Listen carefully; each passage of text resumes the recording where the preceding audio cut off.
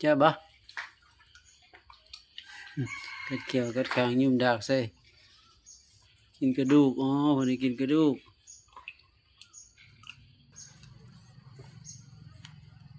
แซ่บบ่อันนี้แซ่บบ่มักหลายกระดูกอยู่เนาะฮะกัดกบเก็บอยู่ยังให้มันน่ะโอ้กินน้ำต้มเลือดพร้อมกินเสยนั่นน่ะ